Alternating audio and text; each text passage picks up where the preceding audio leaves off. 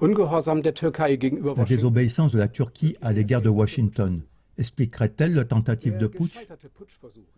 La tentative de putsch échouée en Turquie du 15 juillet 2016 peut avoir été un signal à Erdogan puisqu'il aurait désobéi aux autorités des États-Unis. C'est ce qu'estime l'Allemand Christoph Oerstel, spécialiste en politique extérieure, dans une interview de la station de radio Pars Today, autrefois Iran German Radio. Citation de Oerstel. C'est la politique de Washington. Ici, on ne discute pas. Ici, on ne s'embarrasse pas non plus d'amitié. Ici, il ne s'agit pas de partenariat. Ici, il s'agit clairement d'obéissance. Dans la guerre de Syrie, la Turquie a coopéré jusqu'ici avec les États-Unis, qui dirigeaient leurs attaques aériennes contre des positions de l'État islamique EI depuis la base aérienne militaire de l'OTAN à Incirlik en Turquie. À ce propos, il est à mentionner que depuis le début de la tentative de putsch et jusqu'à aujourd'hui, la Turquie a coupé le courant électrique à la base d'Incirlik. On ignore les raisons pour cela jusqu'à présent. Ce qui est connu donc, et qui indique une désobéissance de la Turquie à l'égard de Washington, est le fait que le ministre des Affaires étrangères turc, Mevlut Cavusoglu, et son homologue russe Sergueï Lavrov se sont rencontrés début juillet à Sotchi, en Russie. C'est ce qu'a annoncé le 14 juillet le journal Deutschen Wirtschaftsnachrichten DWN. Il y a eu un accord bilatéral sur une position commune concernant le front Al-Nosra, qui fait partie des plus puissantes associations de mercenaires armés dans le conflit de Syrie.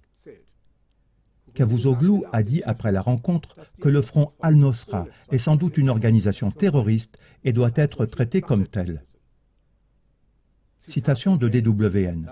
Lavrov a déclaré: avec Cavusoglu, nous avons dit que les oppositions armées soutenues par les États-Unis, qui se trouvent dans les régions du front Al-Nosra, sont à considérer également comme terroristes. Cavusoglu partage cet avis. C'est en ces termes que Lavrov était cité par le journal turc Milliyet. Auparavant, la Turquie avait exigé que les oppositions armées qui se trouvent dans les régions du front Al-Nosra ne soient pas considérées comme terroristes. Il est à noter que depuis la réussite diplomatique entre Ankara et Moscou, le front Al-Nosra, l'armée libre syrienne FSA et d'autres troupes de mercenaires soutenues par les États-Unis et qui sont actives dans la région d'Alep ont subi des revers massifs.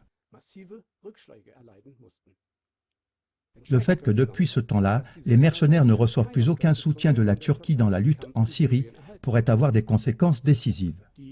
Selon le DWN, l'itinéraire d'approvisionnement le plus important des mercenaires internationaux, qui va du nord d'Alep jusqu'en Turquie, aurait été coupé par les Russes et les Syriens.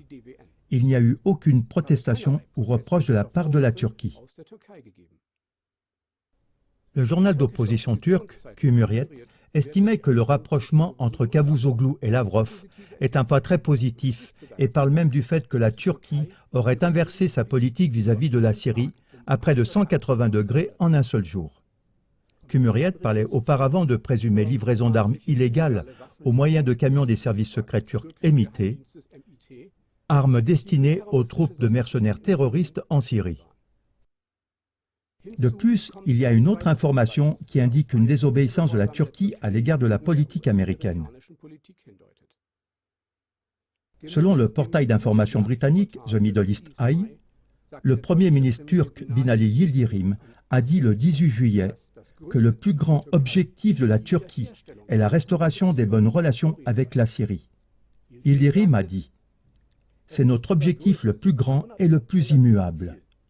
Le développement de bonnes relations avec la Syrie, avec l'Irak et tous nos voisins autour de la Méditerranée et de la mer Noire.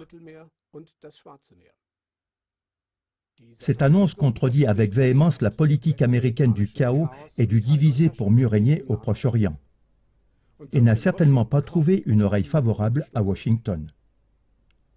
Quels que soient les instigateurs de la tentative de putsch échouée, une chose pourrait être décisive pour la suite des événements: l'attitude d'Erdogan à l'égard des États-Unis. Continuera-t-il à coopérer avec Washington? Un rappel pour mémoire. Dans le passé, quand certains chefs d'État ont laissé tomber la coopération avec les États-Unis et ont agi contre les intérêts américains, cela a signifié leur arrêt de mort. Deux exemples les plus connus en sont le président de la République irakien Hussein et le chef d'État libyen Muammar al-Kadhafi. De même, autour d'Erdogan en Turquie, d'autres développements seront à considérer sous cet angle. Vont-ils pour ou contre les intérêts de la politique américaine? Merci beaucoup de votre attention et au revoir. Und auf Wiedersehen.